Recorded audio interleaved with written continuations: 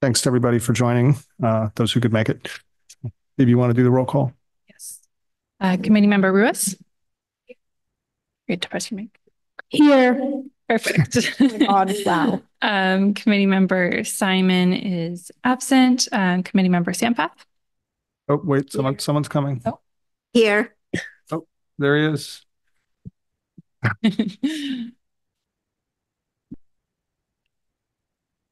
So we'll reflect in the minutes that Committee Member Simon is indeed present. Committee Member Reed is not present. Committee Member Lang? Here. Thank you. Vice Chair Johnson is sick, and Chair Burtis? Present. Thank you. Let's salute the flag. Allegiance. Member Reed. Pledge allegiance to the flag of the United States of America, and to the republic for which it stands, one nation under God, indivisible, for liberty.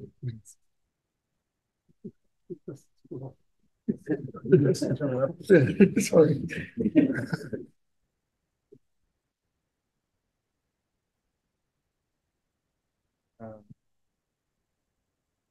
You'll reflect that Justin's here. Yeah. Yes. Okay, thanks.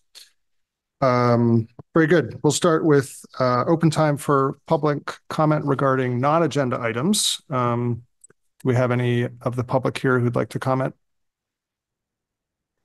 And so if you're on Zoom and you would like to make a public comment on items not on the agenda, you can raise your hand.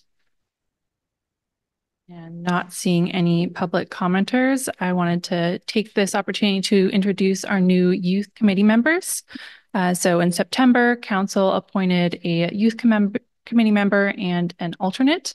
So Sienna Ruiz is our new youth committee member, and Dylan Ferris is our alternate youth committee member. So the idea is that when Sienna is not able to attend meetings and participate on the committee, Dylan will serve as the youth member so that we always have representation from youth on the committee.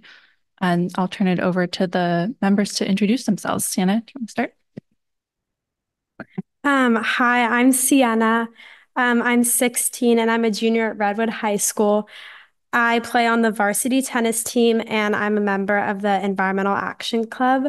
I care a lot about the environment and I'm really excited to be a part of this. So yeah, thank you. Thank you.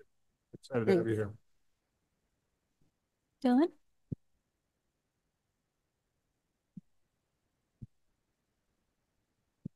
Hi, I'm Dylan Ferris, and I'm a senior at Redwood High School, and I like the environment very much, and I'm excited to be part of this committee. Thank you.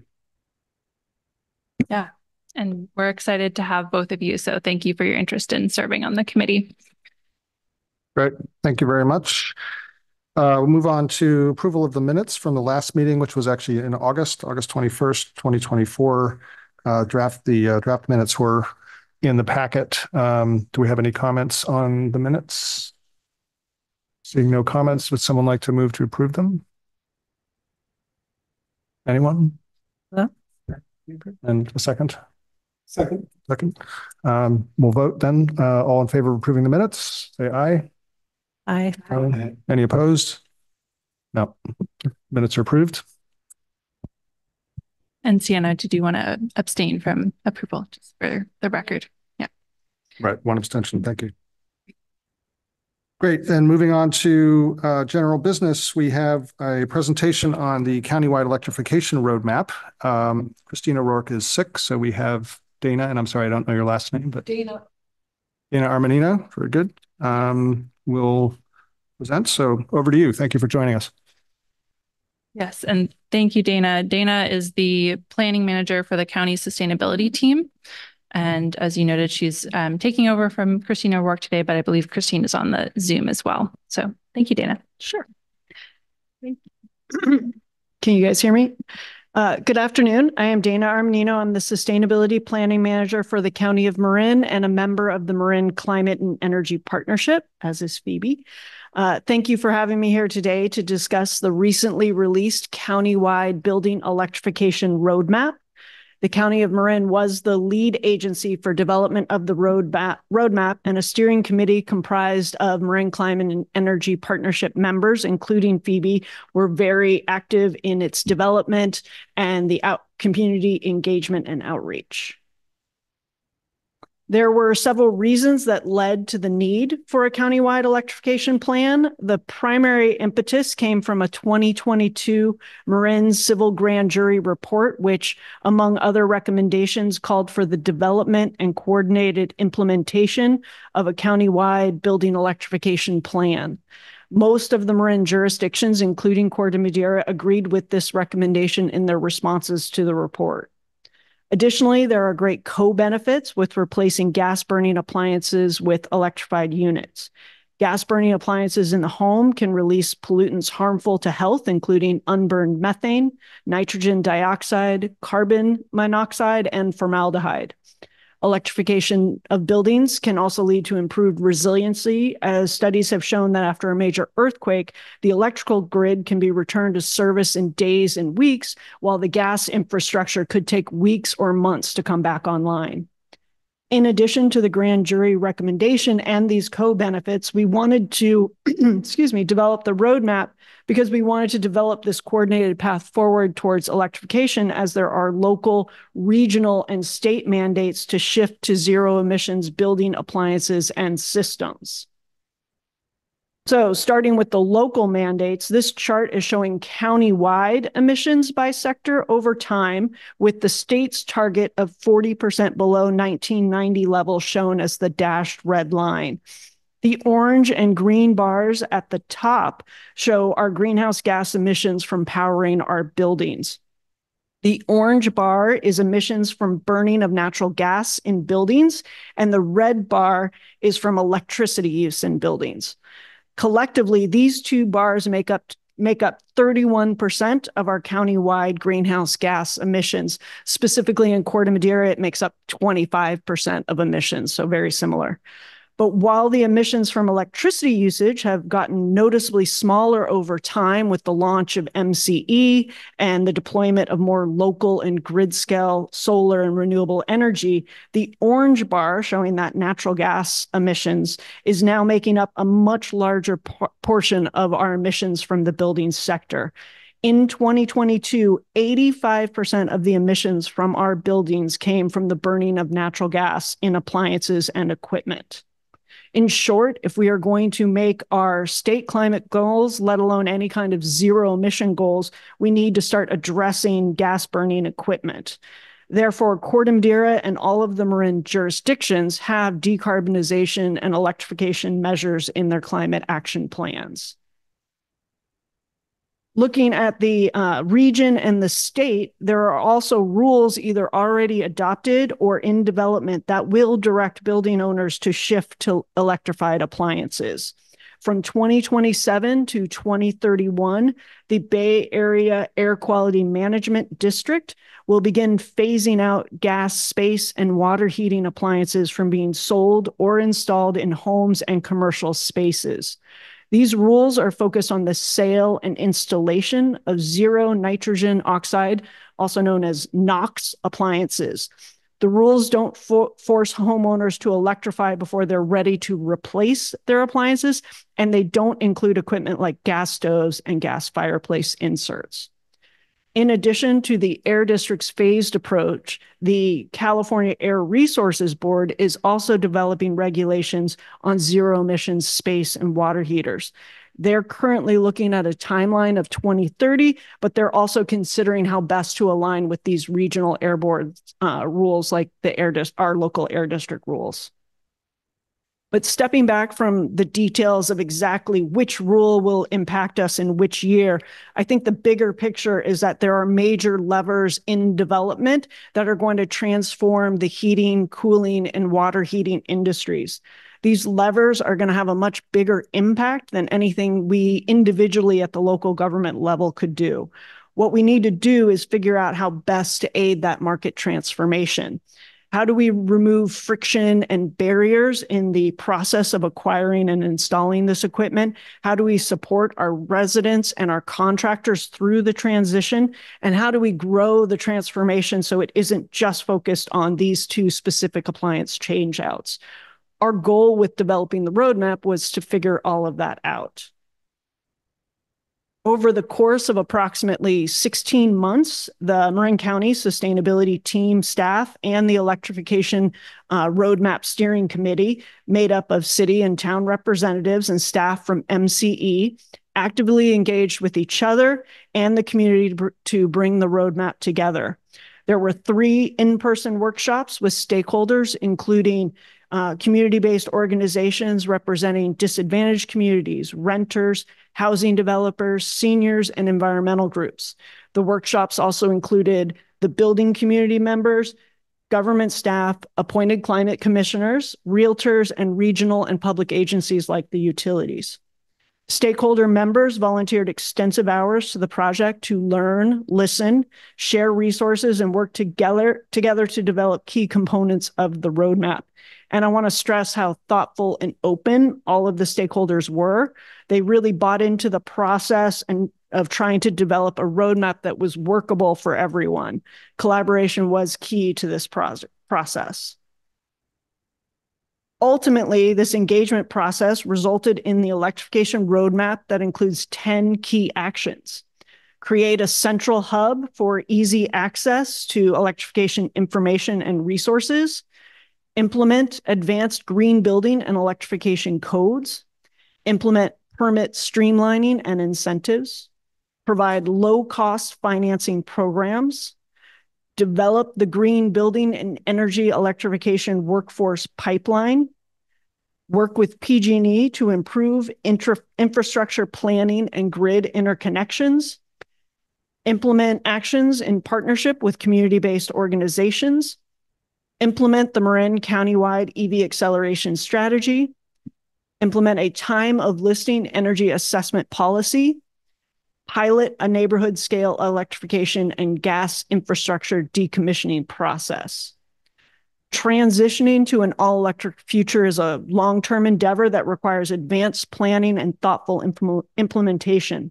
Hence, the roadmap includes a timeline that recommends when ideally local governments can implement the actions over the next 6 to 7 years. The roadmap is also intended to be a shared endeavor. Much like all of our climate action plan strategies, a collective effort will be required to successfully implement the actions identified in the roadmap. The roadmap is solely advisory, and adoption of the roadmap does not obligate the town to take any specific actions. Instead, it affirms the town's view that the roadmap provides valuable guidance on how local governments might approach next steps in the electrification transition. Yesterday, the County Board of Supervisors adopted the roadmap, and I've shared our staff report packet with Phoebe should the town choose to bring this to the town council.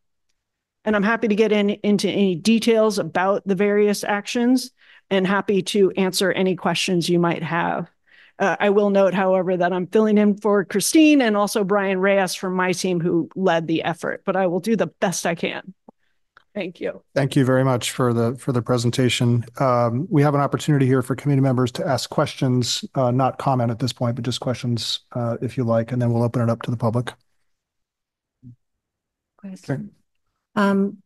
Has there been any thought to financing incentives or the cost of this project?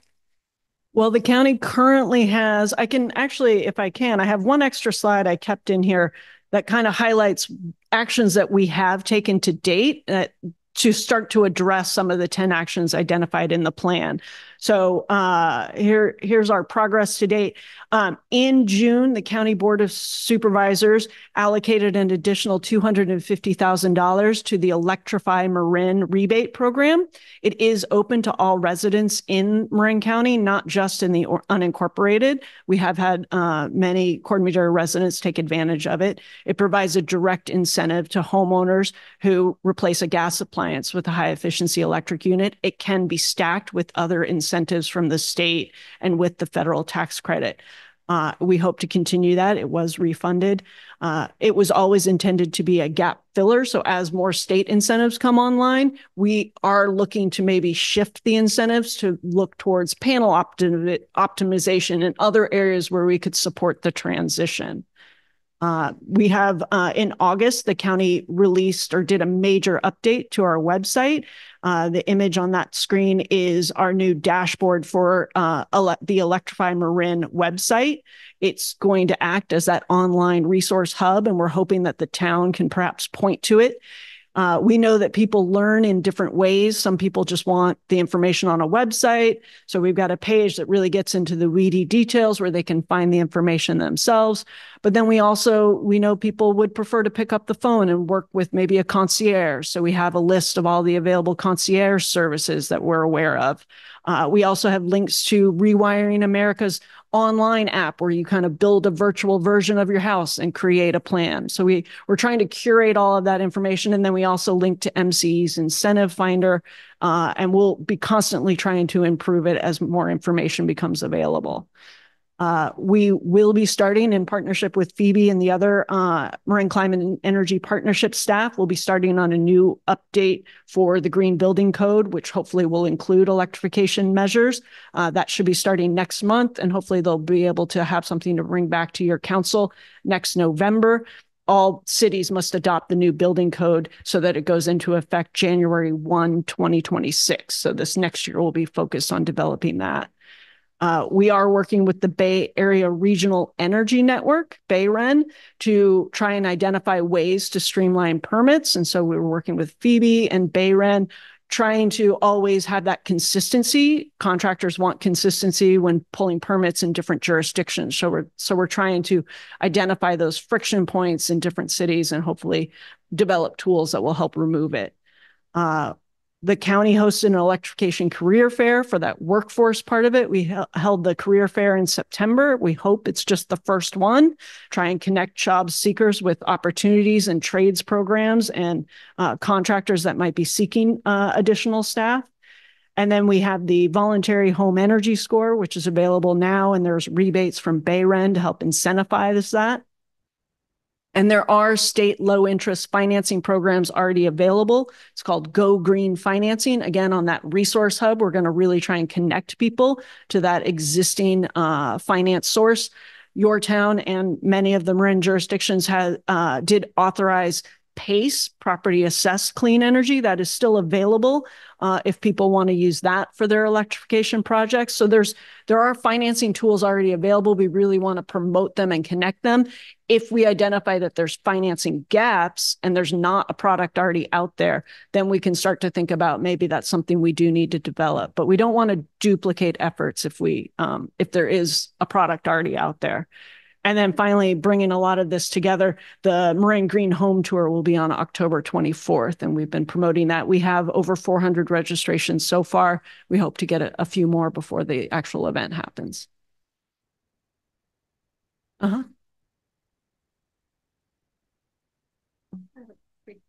What is the Home Energy Score program? The Home Energy Score program was developed initially through the Department of Energy, and BayREN had brought it to the Bay Area, and they're actually going to move it out statewide in the coming years. But it's been operating for about 4 or 5 years here in the Bay Area. And it's where an assessor can go in the home and actually take an inventory of the equipment, the insulation, and do a calculation of how energy efficient the home is and give it a score 0 to 10 compared to other homes of the same size in the same climate zone. So it's almost like a speedometer for your home to know how well it's performing. And then it includes recommendations on how to improve that score. And it does include electrification measures. You could either have an individual assessor come out and do a standalone home energy score and then get a rebate from BayREN. What we've also done is trained home inspectors who work with realtors. When they're doing a home inspection, they can add on the home energy score and provide that report at that time of sale. Other questions from committee members? I have a couple questions. The first one is, I know you had involved in the sort of engagement process leading up to this, a staff, building and planning staff from various communities.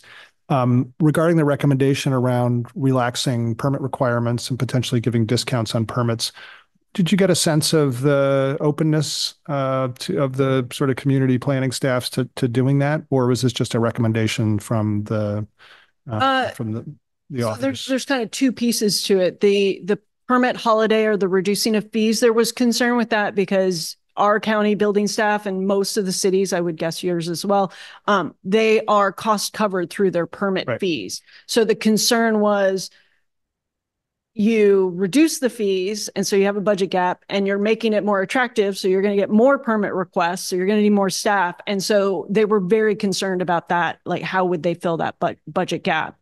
So that's something we're going to have to consider. Many of the building officials were very open to the streamlining idea, where we're making it not necessarily relaxing the requirements, but making it easier to submit, maybe doing a combined permit for a heat pump water heater rather than a plumbing permit and an electrical permit. So trying to find ways to make the process easier both for the applicant and the inspector, but not necessarily relaxing the standards. And very many were open to that. The Bay Ren hosted a forum in September focused strictly on permitting of heat pump water heaters and how to kind of address these pain points. And several building officials from Marin County came to attend and share their experiences. And Bay Ren's committed to trying to identify tools to help with the process. Right. I suppose the way to offset that would be in the short term, at least while you can still buy a gas appliance, is to raise the prices on the gas permits and lower them on the. And that is, a thought process with that. Yeah. Interesting. Thank you. And the second question was, I guess, and just for a little bit of context, several of us here were involved in the reach codes for Corte Madera, kind of redoing that, which were passed this summer. And we had a good discussion around kind of what the principles were in terms of when do you, in a renovation, for instance, when do you trigger having to make some changes, installing electric appliances, and what are the things that qualify? There's a complicated point system, which you're probably familiar with. I was just wondering if, one of the tasks here is to develop a sort of county-wide recommendation for the building reach codes next year, at least as I understood it from the report. Do you have a sense of what kind of the principles are for the design of that program, and to what degree is, cost of abatement, for instance, factored into that, and sort of affordability? I know there's a lot in here in terms of equity and socioeconomic, support for people lower income, but it's not addressed as a cost of abatement principle. I'm wondering if that is something that was taken into consideration in the development of the report. For the building codes, if a jurisdiction chooses to adopt what they call an energy reach code, requiring more extensive energy efficiency or electrification beyond what the state requires, that jurisdiction is required to do energy modeling and cost modeling and demonstrate to the California Energy Commission that what we're asking the applicant to do is cost effective over the life of the equipment. So that increased upfront cost has to result in savings on the back end to level out and make it cost effective, or otherwise we're not allowed to put that requirement in per state energy regulations. So that will be one of the guiding principles, is we have to have that energy modeling done. The state codes team, there is a state codes team funded from the public purpose program charge. They do that modeling on behalf of all of the jurisdictions for all of the different climate zones. So we will be working closely with them. Generally, we try to use their model reach codes where we can, again, for consistency and that it has received that extensive vetting and modeling. So those would be kind of the two high-level guiding principles for it.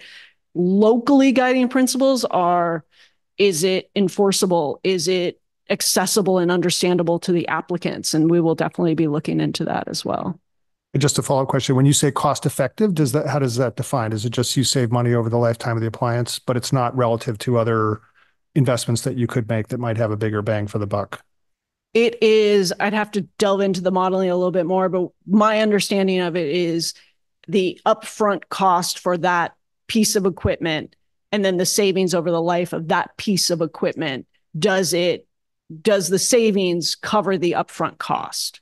So it's not comparing it to a different bundle. It's just for that particular bundle. Right. Okay. Thank you. Mhm. Any other questions from the committee? Okay. I just had one clarification. She mentioned public purpose program. Rolls right off the tongue. Right. I know. And I just wanted to make sure everybody here knew that that's a per unit charge, pretty significant in total. That's on everyone's utility bill. I guess a few years ago, it was about a third of your bill. I'm not sure what it is now. It's a quarter. No, it's generally a lot less than that. Okay. There are a lot of non-transmission and distribution. There's a lot of I'm aware of those. Right, but yeah, but the actual PPP charge is just one of about 6. yes, but it's again, I'm not going to go back and say what it is, but it's significant. We all pay for basically research, whether you're MCE, PG&E, or whatever. Mm-hmm. And the Utility Commission has found it convenient to do this on a per unit basis. The public purpose program charges go to many things, partly the statewide utility or the statewide codes work, partly it funds Bayren, partly it funds MCE's energy efficiency programs, partly it goes to provide incentives for battery storage. It goes to fund a lot of different things. Okay. Thank you. We should open it up for public comment. Any public comment in the room? No? Online? No hands raised on Zoom, and we did not receive any emailed public comments for this item. Okay, we'll close the public comment period. One last thing. So just according to this internet. Well, we're not done. We can now have a committee discussion. So you're welcome to. You can go first. Just real quick. So the PPP makes up between 5 and 10% of the utility bill.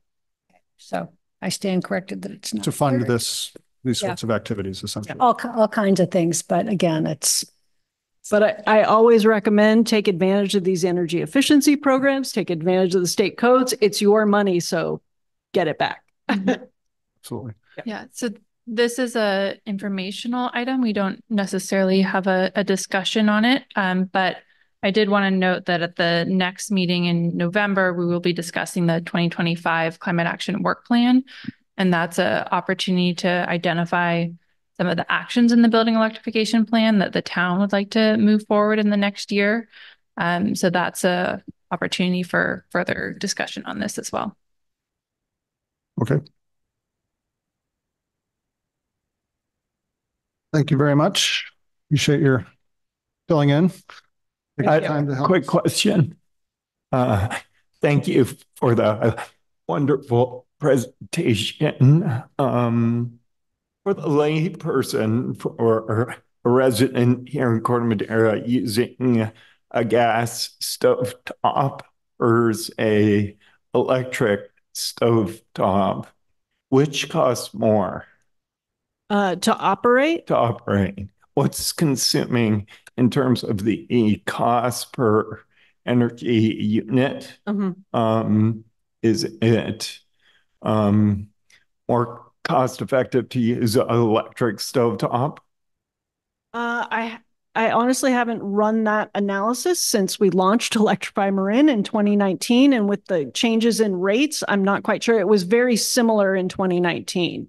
So I'd have to see how we know electricity rates have risen over the last few years, but so has gas rates. So I'd have to rerun that analysis. Mm-hmm. But in 2019, it was because the electric unit is so much more efficient. It was very comparable. Thank you. Thank you. We'll close that item and move on to discussion. Item B, a discussion of heat pump water heater presentation. And I'm not sure, but Committee Member Lang, are you leading this one or is Phoebe leading this? Okay. Over to you, Phoebe. All right. So there's been quite a bit of progress on this item since the last committee meeting, and Member Lang and Chair Burtis have also been supporting this, and included in your agenda packet were some draft materials for this event, and the tentative date proposed is Wednesday, December 4th at 6 p.m. So evening meeting would be held here at Town Hall, as well as the option for remote attendance. And Mark Chabria from Dana's team at the county is able to come present and speak from his experience running the Electrify Marin program about heat pump water heater installations and some of the common issues and questions that might come up during an installation. So really happy to have him on board. And then we also have on the agenda resident testimonials from Pat, as well as Dave's friend Scott. So the goal for this item is just to see if there's any feedback on the draft postcard that was included in the agenda packet. That needs to be finalized this week before I leave on vacation next week, so we can get it to the printers and have it sent out about a month ahead of the event. And then also to see if there's anyone who would like to work on finalizing the presentation that was included and sort of following forward with next steps in the next month or so. You want to put the postcard up? Are you able to show it? Those who haven't had a chance to look at it yet. Yeah. And I just wanted to say, I'm happy to help with the presentation, but since it was largely myself and prior Amy, I believe it was, who put it together, I'd really appreciate a second set of eyes to go through it and make sure the logic and questions, that kind of thing. There we go.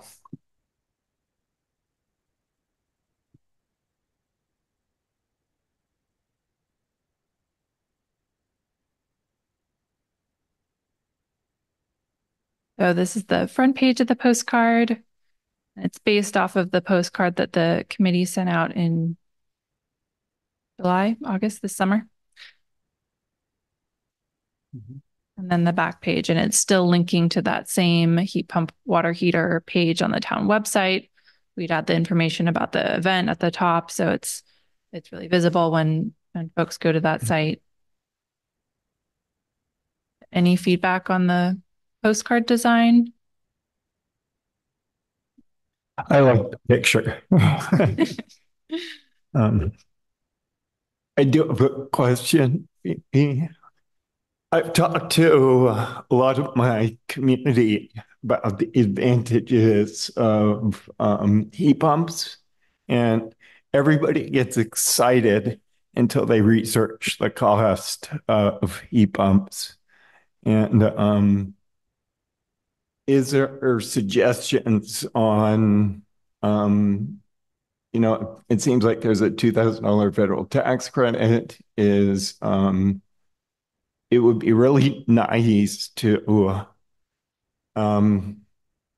address the obvious concerns by residents when discussing certain things like this, because instantly it's the reaction is, oh, they're 10 times more expensive, or, if that could be tempered a bit with a clarification of it looks like a federal tax credit. I don't know what the city is offering in terms of any kind of incentives on permit or installation or anything like that, but to be very clear on addressing what is instantaneously a concern or a barrier to considering changing to an electric heat pump would be awesome. And just put it out there. Yes, they're 5 times more expensive, but you get incentives here, you get a tax credit, and people can really see those things. It makes a big difference. Yeah, absolutely. And we do have on our website the link to the switches on site, which has the incentive search tool that has a more comprehensive list. So the 2000 federal tax credit is available now. There's also another program, a rebate program through the Inflation Reduction Act that's supposed to be rolling out this month for single family homes. If I can interrupt for a second. Sorry. There is a slide in the presentation, which I think we're about to go through, which details those. But for the moment, we're just looking for feedback on the postcard itself. So I guess the clarifying question would be, do you feel that this needs to address that on the postcard itself, which is just alerting people to the meeting that we're going to have on December 4th? It does say save money. We could make a bigger deal out of, they cost a little bit more upfront. So I've installed one we can talk about. If you could have a clear indication of the differential in price, right? Because usually when I talk to someone, you say 3 times more, 4 times more, they just shut off. But after it's not as simple as that, because after you apply the various credits and rebates and so on, it may actually be considerably cheaper. But we can't guarantee that because those credits come and go. So we get into a little bit of murky territory, I think, if we're trying to state something definitively at this point. Absolutely. What we can say is that when you look at the lifetime cost of ownership, it's cheaper to own a heat pump, at least under present gas and electricity prices. So the question is, for this postcard itself, do we have any comments regarding modifications, either text or graphic design or otherwise? Your point is noted, and we can think about how maybe to add that. But I would like to add a comment that just basically reinforces what you said in some very simple language. That we could it could potentially be equivalent in cost when you consider rebates, etc., or just something very simple to that effect. Okay, point noted. Thank you. I guess my only concern is because, what Pat said, it really depends.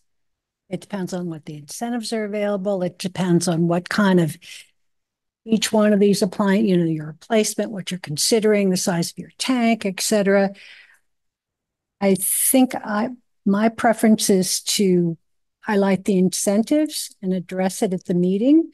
Again, you weren't here, but I think Pat went through his example where, in fact, it was cheaper, but that was like with the incentives and rebates, it was almost nothing. I mean, it was amazing. But those, again, those are very time. they're not available all the time, and they come and go. So we I think for this, guarantee it, but there's an example.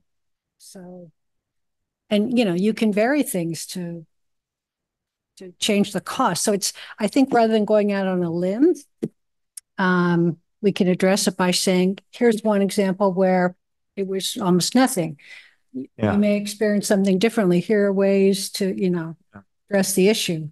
Well, just like you say, it goes to a lot in people's motivation when they see, oh my gosh, this isn't so, but when you get rebates involved and all these things, you're adding complexity to the person just going to the store and seeing, a Home Depot or something and seeing a hot water heater for $900 and then there's this added thing, so the more, like any business, the more easy they make the transaction occur, the quicker people are going to want to do, something like this. So.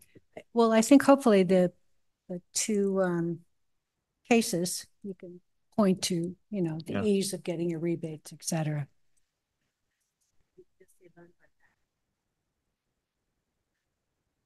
Or tax incentives are great, or, using memes or things like that.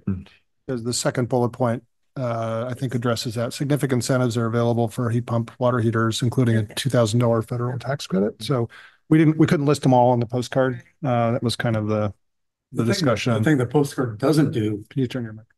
Yeah.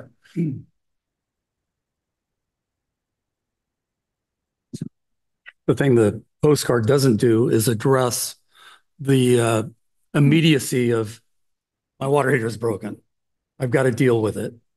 And I think if something was on it that indicated that you can do something proactive, get in touch with the contractor, get an estimate to put in run a circuit over to the hot water heater area and be prepared. So when it happens, you're ready. I think the first postcard did that. I think in this one, the only thing that's kind of left from that is your water heater getting old? Replace it. So Of course, it's getting old. No, the thing is, I think we deleted some of that text because we had to make room for the meeting. Mm-hmm. So we can certainly bring that up in the presentation, but that message went out. I don't know how much real estate we have in there to want to reinforce it somehow. I think so. I'll make a comment and then I have a suggestion in terms of how to proceed because we have some other material to go through. But we covered all of that in the prior postcard, which then linked people, as does this, to the website, which also has the information on it. This is just trying to get people to come to the meeting. This is advertising that there is a meeting happening on December 4th about heat pump water heaters. So if you're curious, come and find out. We have all the details for you.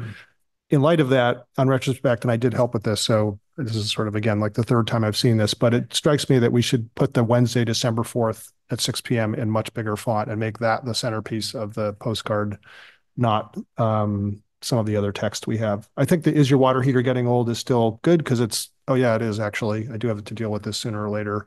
And then, well, here's a meeting, come find out about it. I think that's, so if we can promote the date and time, I think a little more. Do we want it in bold on both of them? Because we have it down the second one, but you're right, it's not. It should just be a lot bigger. So that's the focal point. There's a meeting, here's when it is, come if you want to find out. It also would be nice, and I'll tell you, it'll go a long way if on the front page, on that where it's to replace it with electric heat pump, etc. If we could say something, and I don't know, if the city would like to support you in, because you are supporting the residents by having this meeting and this informative thing. If you could have something on this flyer where when a resident receives a flyer, he sees that the city's got his back. He sees that the city wants to support and streamline the implementation of he or she electric heat pumps. You would see, because a lot of people, being a developer, previous developer for 10 years, is like, there's this kind of like, it's like the relationship between the police and the city. Oh gosh, I got to go through my permits. Oh, on the city, and they're going to give me such a hard time. That's a real world. That's what people say. So if they see something where the city is just extending itself, because it is, by doing this meeting. Actually, it's the Climate Action Committee. It's not the city. Oh, okay, the Climate Action, which is supported by the city. And yes, but I'm not saying that the city is running out and going to streamline the process, right? I don't think we're committing to that. I would be concerned with including that language as people might interpret it as we're providing rebates or reducing permit fees or something like that. And while those are things that we can talk about exploring, they're not going to be in place by December 4th. Okay. This is just an information. I think we're going to call this item to a close, if that's all right. There's some excellent comments. Thank you for those, to those who commented. My suggestion is that given the time sensitivity of getting this out, that we give full authority to Phoebe to finish it as she sees fit, and get it out the door before she goes on vacation. So unless anybody objects to that, I think we've had a lot of go around on this and quite a lot of feedback. So you okay with the direction? Yeah, great. So I'll just make the event information larger and more central on the postcard. Yeah. Okay. I'm happy to look at it tomorrow if you want to shoot it over as well. So, okay, perfect. Yeah, that sounds great. Yeah, and I'll take one more look at the presentation. Okay. Are you going to go through that now or the presentation? Yeah, so the draft presentation was also included in the agenda packet, and I just made a couple edits to it to reflect our speaker. Yeah, and just to clarify, whose presentation is this? This will be this is not Mark's presentation, right? Right. So that is something that would be great to identify as who from the committee would like to present this initial piece. So I believe Amy previously put together this presentation with Karen. And so it basically has an overview of the committee, why the committee is focusing on heat pump water heaters, so the greenhouse gas emissions for the town. Then we'd switch to our speaker slides and then have the resident testimonial slides at the end. And so I think, a lot of this seems to be in good shape to me, but of course up to the committee what you all would like to present. And I believe there's a This is the background about the emissions coming from natural gas, how much of natural gas emissions come from water heating, how many water heaters need to be replaced. And then I'm happy to present this information about heat pump water heaters in town buildings, if you'd like. Would you like to present the whole thing? It is coming from the committee, so. So I can make a suggestion is that, as chairman, maybe you'd like to do the initial introduction. I'm happy to go through the slides that we picked out in terms of, the contribution to greenhouse gases from, I'm also happy to do the full thing, but they might want to say, oh, here's the, chairman, whatever, the couple slides. And then sort of, I guess, emceeing it, maybe we can have Phoebe or myself or whatever, introducing each speaker. But I'm totally open. That's fine with me. I'm going to be there anyway, presenting my testimonial. Yeah. So Okay. I don't mind standing up twice, but great. I mean, I'm happy to welcome people. And is it going to kick off with the presentation? Is that with this presentation more or less? Yes. Although you do have a draft agenda here, right, for this event?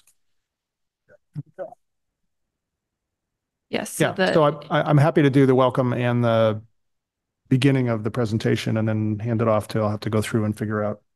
But yeah, both of those. I think just the welcome would be fine. Yeah. Okay, we can offline. We can figure out who's going to do which pieces of that. But anybody else? Any objections to that? Or? No. Shows on the calendar. Great. And then we'll have Mark. Okay. Yeah. And then Scott did say he was available, but there might be something that could come up at the last minute. Right. So I'm hoping that when Dave's back, he'll be able to coordinate and get slides, or maybe Pat, if you were willing to share the slides you put together with Scott, so he could get an idea of what we're sort of looking for in terms of a testimonial there. And that might be helpful for him. Yeah, I need to trim mine down a little bit, but I can do that. Okay, great. And then Q&A. And I just put it to 7 here, but I think we could go over that if there's more questions.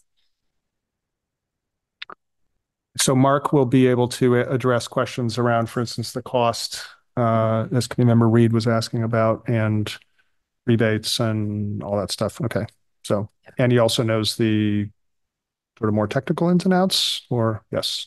Okay. Yeah, he did say he wasn't comfortable getting into super technical details. If it's really specific to one home, that's when it's better to get a contractor in there and get that advice. But sort of the general requirements and common issues or concerns that come up, he'd be able to address that. Okay. I wonder, we can sort of play it by ear, but I wonder if we might have a Q&A for Mark after his section before we go to the testimonials. I think that might be a good idea, and then have a final Q&A at the end. So yeah, any other comments, questions? No. What do you need in terms of support, Phoebe, to pull this together? So I think the main thing tonight was getting the postcard finalized. So that's great. And I'll get that out. And then we'll have a couple weeks. So I'll be back on November 12th. So we'll have a couple weeks to finalize the agenda and figure out logistics for the meeting. But if you all are able to move forward with finalizing the committee portion of the presentation and confirming the testimonials, that would be great. Okay, we could do that. Good. I don't think we need a public comment period for this, right? We should check for public comment. Okay.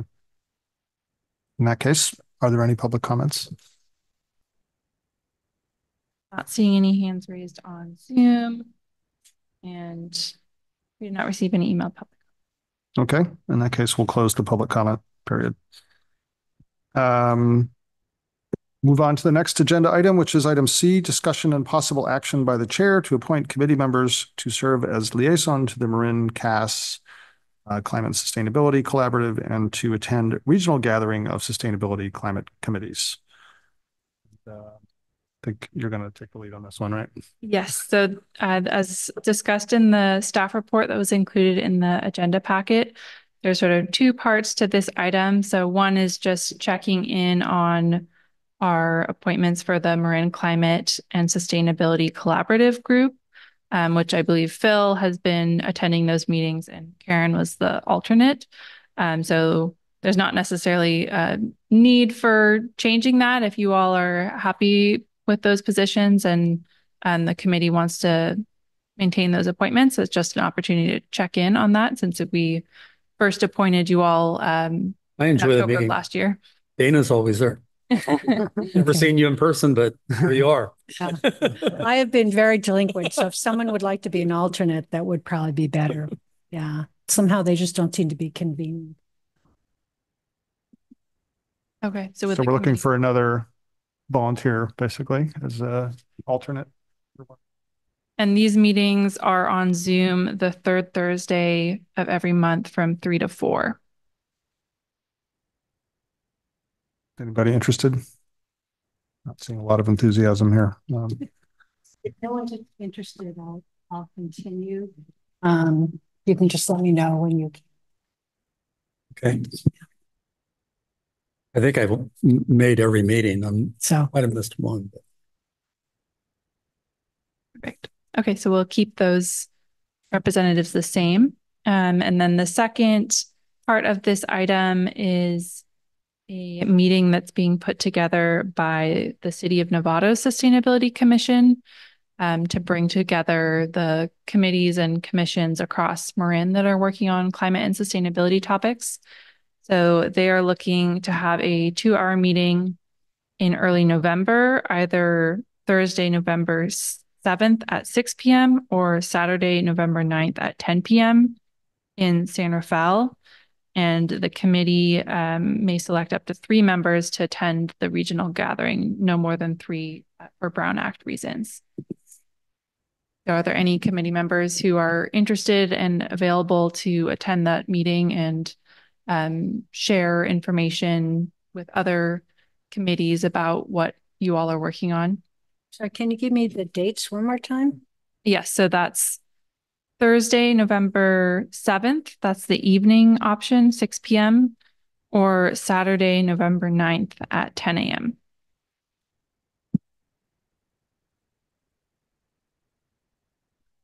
I could do the evening on Thursday.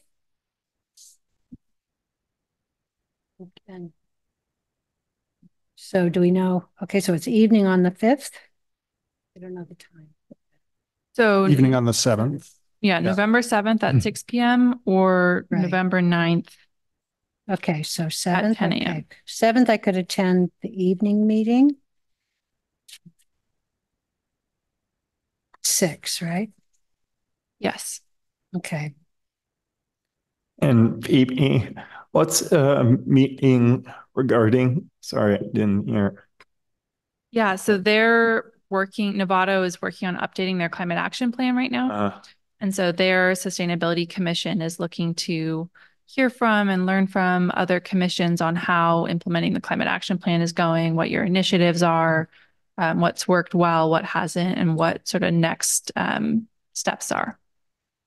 So the goal is information sharing, and it's primarily, there may be some staff representatives attending to observe, but it's primarily going to be committee member driven. And I believe there may also be a presentation from Christine O'Rourke from MCEP. Phil, are you planning to go to that or to which? To that meeting, or is that a separate? So it's a separate item, and we can appoint up to 3 committee members to attend that meeting. The one in Novato? Yeah. No. I'd go. I could do Saturday, 10 a.m. Okay. Possibly. Is it both times or is it going to be one or the other? It's going to be one depending on, I think, the most availability. So is anyone else interested in attending? I can probably do the 7th. I cannot do the 9th. Okay. So if you need, attendees, that's ways. But yeah, I mean, it's an opportunity for information sharing and learning from other committees. So it's totally optional. Okay, well, if others, upon consideration later, decide that they can do it or are interested to, please let Phoebe know via email. Yeah, by the end of this week. By the end of this week. Right, because it's coming up very soon. You're leaving. So, okay, thank you for that item. In that case, we are on to item D, which is discussion of multifamily charging project lessons learned from committee member Simon. Should you care to share that with us? Yeah, I'll give you a little. I'll give you a little handout. Okay. You know what we could do is it possible to put it on the screen? Don't have the document. Okay. I've got enough of them. Go. I'll take them down.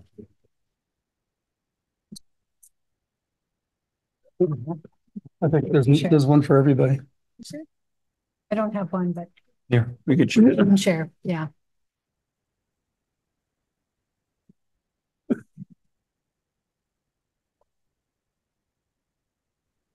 Share that. You could share it, I guess.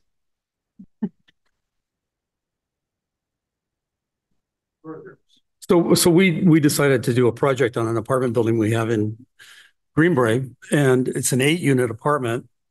And we did some research into doing network charging or doing just providing a plug. And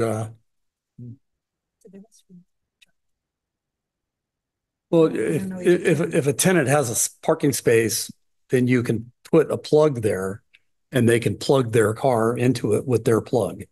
Their charger plug, and plug their car into it, and it's on their meter and they pay for it. Or you can subscribe to a network, have somebody put their proprietary plug in that where they record the use and charge fees for it. Okay. And would that be individual or just one? It would be it'd be billed individually to the tenants. Okay. And then the landlord can get some benefit from that as well. They'll pay the landlord some money and then keep some of the money.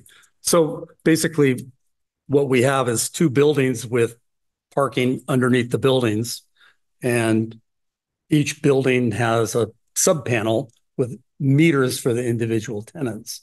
And that's represented by that box on the left with the circles on it, which are the meters. And inside the meter is a existing breaker that in the case of a electrical short or an electrical overload, the breaker would trip, and a wire ran from there into a panel in the apartment building where it was distributed to the various uses in the apartment. And that's all that was there at that time, is that panel on the left and power going out to each apartment building. That panel is located in one of the garages. So the first thing we had to do was ascertain whether there was enough electricity there to power the apartment and an EV. And so did you take into consideration of what time of day the load is and charge it? No. Okay. No, we assume worst case scenario. Okay. So, so I got an electrician to come over and do a load calculation, which means look at all the appliances and lighting and everything that's connected to electrical and see if there's adequate power there. And fortunately, there was. We thought that there was enough electricity to do a level 2 charger, which requires a 40 amp breaker. And so we took the electricity, drilled holes in the side of the electrical panel, put a conduit over to 4 different sub panels, put a 60 amp breaker in to serve the apartment and a 40 amp breaker to run a line out, a conduit that we fastened to the edge of the garages and drilled holes through the walls and ran them down the side and put a plug by each parking place for each tenant. And I'm a general contractor, so I help do that kind of grunt work. And we were able to do that in both buildings. Both panels were the same. We fortunately had the capacity to do the work, and This was a 600 amp 600 amp. Simsco starting. That was the starting point. That was the starting point. Simsco, Yeah. like a 50-year-old panel. Yeah. So that's surprising that you had enough. It's reassuring, actually. I mean, maybe it's chance. But... Yeah. Well, we have a final inspection and a permit. Okay. So it was all good. These are level 2 chargers? They're level 2 chargers. Do they actually draw 40 amps or yeah. operational? Yeah. So if you ran all or 8, there's 4 in each building. So this represents one building. You can see on the right there, it says garage 4 and 5, garage 2 and 6, garage. They're all run in a similar way and they're ordered in a certain way. Did you have to put any kind of, because if all 8 were plugged in, you're drawing 320 amps out of the 600. If you have any kind of traffic cop, controller that would optimize the distribution of the remaining power. Let's say people come home and turn on the electric stove and dryer and AC and everything else. They're fine. Yeah. Yeah. There's no AC. No AC. Okay. So yeah, they've got nice solar control outside the windows that face Mount Dam. So it all worked out. And it seems like, and we were able to do it for less than $2,500 per unit outlet. Wow. And we also that's including the charger itself. That's electrical and charger. That's not the charger, it's just the plug. Okay. And the labor costs were double what the material costs were. So, you're looking at, we spent $12,000 on labor, $6,000 on material, $750 on overhead. And this is the kind of project where an electrician is needed to do the smart work, and a grunt can do most of the work. The electrician is there to make the connections and do that. So that would be a way to promote contractors going about this. If people were specialized in it, they could get a lot of work done in doing these for less money than would normally be spent. So the cost was absorbed by? Well, the cost was absorbed by the landlord.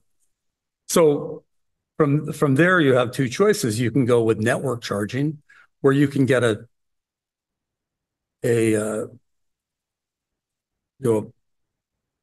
EV charging. I don't know. There's lots of them. You could name, you can name all kinds of them. And what they'll do is they'll charge you so much a month for having their units in the building, and they'll charge so much for the tenant, and then they'll charge so much per kilowatt hour, which is beyond, obviously, because they're making a profit, beyond what MCE charges. We're affiliated with MCE, so that's the charge.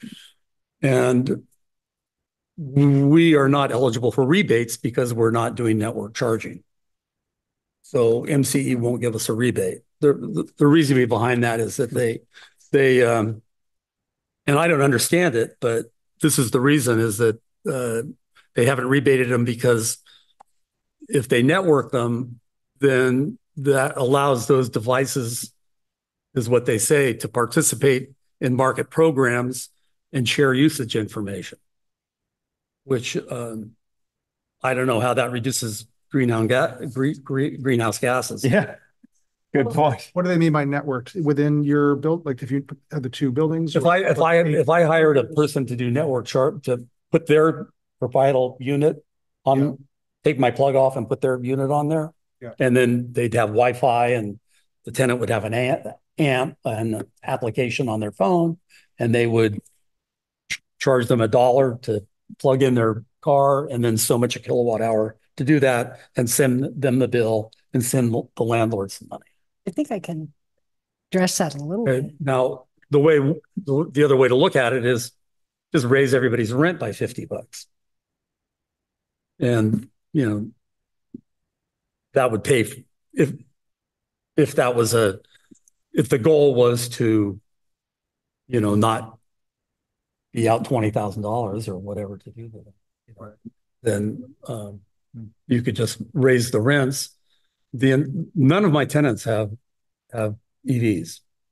Yeah, but they're pretty excited about seeing these things happen, and just it's like That's cool. wow, this is really So cool. I want to address why I think MCE, I mean, I'll throw it out there, and I realize, I've been retired for 6 years, so my information is old. I think public purpose programs were 30%, but that was when I was there, when utility rates were really low. So I'm very outdated, but nonetheless, when I was doing scenarios, everyone thinks, oh, if everybody goes EV, and how are we're going to have enough electricity? Is that going to strain the system? And it was very much dependent upon time of use charging. In other words, you wanted that time of use to come in day when there was excess solar power, and there would be incentives in order to do so. Of course. Just hence my question. So, but you can't provide those incentives unless you have that data exchange, and as you said, we're going to MCE and the data, et cetera. So I think they want to get very connected. But then I think the tenant who has the car, they've got the software in the car to charge it whenever they want to charge it. So they can plug it in and say, charge me when the rates are low. They could. I'm sure they can get that. But I'm just trying to say it could be the way PG&Es of the same. Any provider could be the way they are currently set up to get that data. But you're right. There are many ways to get the data to transfer the data, but I would guess that's why, they're wanting it and they're saying that. Well, you could put separate meters on it too. Bill, Do we have any? Yeah. I think Dana might have some more information on that. Yeah. So I also work on the county's EV program. So I know a couple things. Question. So you ran a 240 volt outlet to each of the parking spaces, and they're tied to each of the units sub panel. So basically, we created a new sub panel. Right. But it's tied to each rental unit's PG&E bill. So you're not paying if they plug. So if that's the case, they can buy their own standalone unit, plug it right into that 240 volt, and then whatever energy they use, they'll be charged for on their PG&E bill. Correct. They can, and MCE does have a program that if they buy their standalone unit and plug it into it, they can enroll and get those load management incentives that Karen spoke about. The flip side is if you have a property and you as the owner are going to pay the utility bill because you can't tie into a sub panel, you can only tie into the community panel, then you would want to do a networked system where they have to pay, say, a company like ChargePoint or Blink, and then Blink would pay you. Right. And that PG&E provides an incentive to the owner for doing all of those units. Correct. So it's kind of, they go to whoever's owning the actual device that plugs into the car. If that helps. Very interesting. The other committee members have any questions? Any members, Simon? No.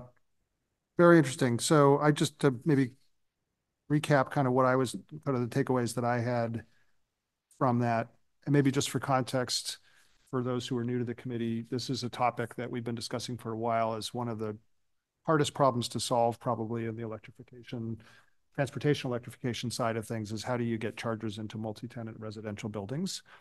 Because there's sort of an agency problem of who ought to pay for it and what are the incentives and all that. And there's some logistical and physical complications as well. So this is really helpful, Phil, that you're able to bring this to us.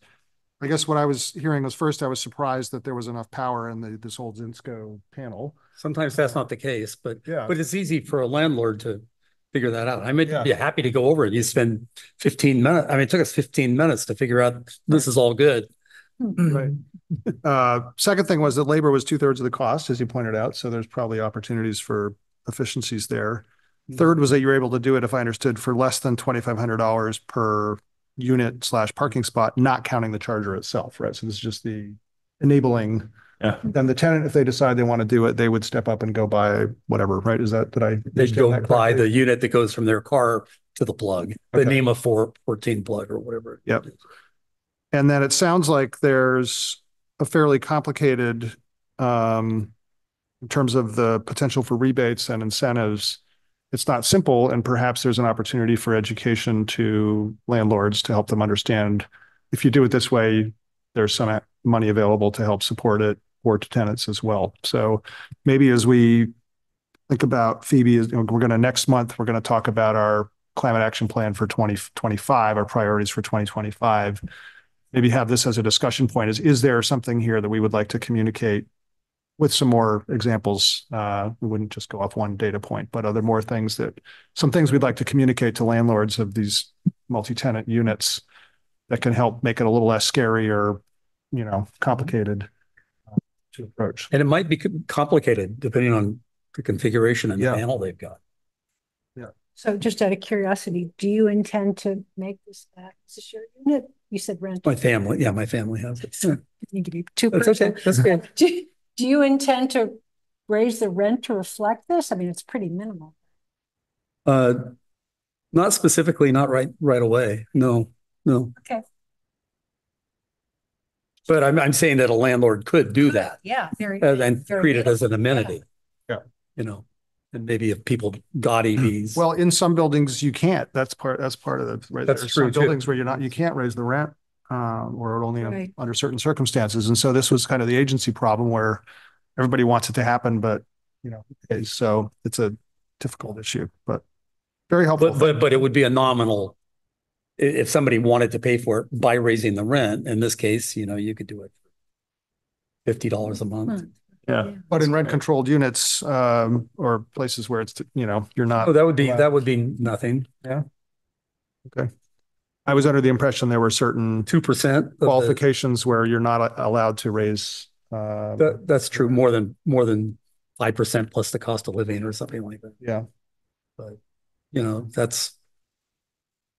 and we're not that aggressive. So yeah. Okay. People stay there. Thank you very much. Any further questions, comments on this? That was really helpful. Would we open that for public comment?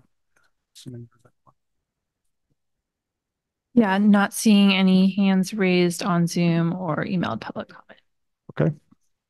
In that case, we'll close public comment and move on to next item, which I think we're not going to do tonight because David is not here, which was the discussion of student ambassador program. And I guess we can do that next month. So good. With that, we'll move on to updates and reports. Starting with staff. So Dana already mentioned my first update, which is the Marin Green Home Tour. That'll be on October 24th at 6 p.m. And the town is happy to sponsor this event. Again, it's a really great event. And they're featuring homes from throughout Marin County that have implemented electrification measures in their home. And they'll be talking about that process and how it's been for them. So definitely recommend registering for that event if you haven't already. And then also mentioned I will be on vacation for the next 3 weeks, starting next Monday. So if you have any questions or need anything addressed before then, please get that to me as soon as possible. And then also just wanted to let you all know that the REACH codes that were adopted by council in July are now fully in effect. The Energy REACH code was approved by the California Energy Commission on October 3rd. So those are all in effect now. And I believe just yesterday we received our first application for a project, a 750 square foot or greater remodel and addition that's going to be going through that process. So that's exciting. And that's all I have for updates. That is exciting. Thank you. Any committee members update on anything other than what we've covered today? No, doesn't seem like it. Okay, in that case, we'll move on to future agenda items. The main one, which if you want to talk about, is our sort of the work plan for next year. Before you do that, I just want to mention, I think we should add the discussion of heat pump water heater presentation in as an agenda item, because that'll be just a week or two before, 2 weeks, I guess, before the public presentation here. So we should aim to have a final version of it by then, although you will be away for most of the intervening period. So Great. you and I can touch base on it this week. Yeah, we can definitely add that as an item. And then, and sorry, is the December 4th, you kind of said it was a tentative date, but is it pretty much, are we fairly locked in on that? yeah, unless there's any concerns from committee members on that date, December 4th for the heat pump water heater event. Yeah, once it goes out on the postcard. Yeah. Making sure. Okay. Yes. So the next committee meeting will be November 20th, and the main item will be discussing the climate action work plan for 2025. So just to give new committee members and a reminder of sort of how that process works. Typically in November, the committee discusses the work plan for the next year. Usually those are items from our climate action plan or other regional plans like the EV acceleration strategy and now the building electrification roadmap that the staff plan to move forward within the next year. After discussing with the committee, staff will finalize that work plan and it'll be incorporated into staff's overall work plan for the next year, which is approved by council usually in January or early February. So this year's work plan, there's likely to be several items that are rolling over onto next year's work plan or continuing. So for example, the EV acceleration strategy, that was already a multi-year process. So there's items there that are moving forward. Several items from the building electrification roadmap are likely to be on there, including the REACH codes. As Dana mentioned, those are required to be adopted by the end of 2025 so that they go into effect with the January 1 of 2026 with the rest of the building codes. So at the next meeting, staff will be presenting a draft work plan, but between now and then is a good time to start thinking about it, look back at our work plan for this year, which I'll send out again. It's also on the website, and just come prepared to discuss priorities.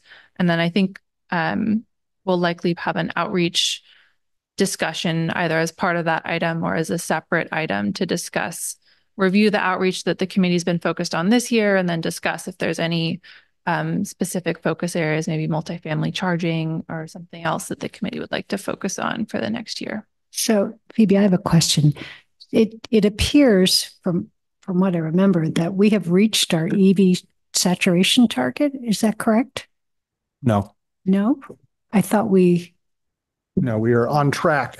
We're on track to meet or exceed our 2030 EV target. I see. So it wasn't just percent purchases. I thought it was. No, it's the 25% of the light duty vehicle installed base should be EVs by 2030. And we're at about 13%, which is good, more than halfway. So, okay. I was going to ask Phoebe that this is great especially for those who are new to the committee.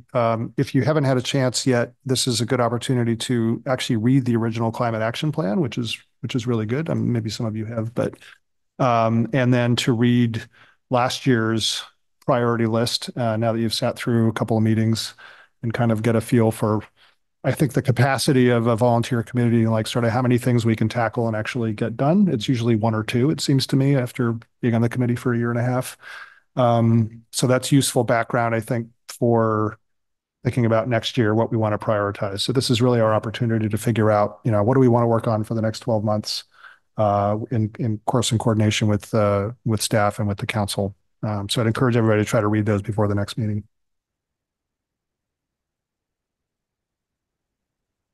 Any other comments? No, AOBs?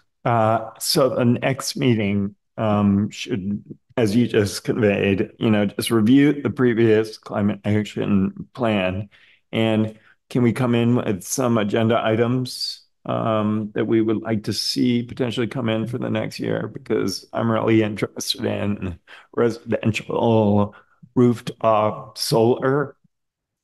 Some initiatives around that, especially since the Public Utilities Commission cut rebates in half. So they de-incentivize solar dramatically for residents. So I get a lot of questions from my friends. Now, since I've told everybody I'm part of the Climate Action Committee, one of the questions I've received is, oh, what's the percentage of rooftop solar array in Corte Madera? And are there any incentives for or is there any analysis of what regions of Corte Madera can, really generate a lot of energy, which wouldn't be too difficult to analyze. So I think as partly a question for Phoebe in terms of the timing of when we, as the committee, make our recommendation to town council in terms of what we think the priorities ought to be and when that happens. But sorry, in terms of the next meeting, in terms of bringing ideas for what the priorities ought to be for this committee, I would suggest having, well, I guess you're not going to be here for the next 3 weeks, but it's probably good to get those out on the table as soon as possible. But they should be done in the context of the climate action plan and what are the priorities that we're going to tackle and help and support town council with.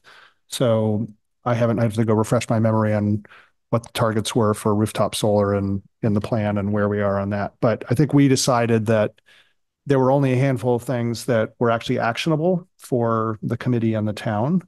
And that rooftop solar was a tough one. Actually, not a tough one. It's just that it's mostly out of our hands. So there wasn't a whole lot that we can do about it. Yeah. So that's definitely the next meeting is definitely the opportunity to have that conversation. So if there are items that, and the draft work plan will be sent out in advance so you can review that and see what staff are proposing and then bring suggestions and discussion items. And just to clarify, the work plan is primarily staff's work plan and it does identify sort of the committee's role in specific items. And then there's also the opportunity for the committee to identify items that they would like to move forward that don't require significant staff support. And there are outreach, and there are also, as Phoebe said, as a sort of a parallel item is the outreach effort, which this year we chose to do heat pump water heaters. We can debate what those ought to be for next year, but that could be something that may or may not fall within the sort of priorities of the work plan. I think also certainly if rooftop solar is, a high priority for you for whatever reason, but I think the Climate Action Committee focus is really prioritizing impacts to greenhouse gas. And you might want to consider, electricity that we get from either PG&E or MCE is relatively greenhouse gas free. So the function of solar panels is often, people have many reasons for it, but one is saving money on their bill because there are incentives that make it cheaper for you and maybe cheaper as rates go up. And the other is if you have a battery, you can sometimes have it for another energy source during outages, but it doesn't really move the needle on cleaning up electricity because it already is pretty clean. So if you're going to bring that up, try in terms of the committee, figure out what the real impact is. Thank you. Appreciate that.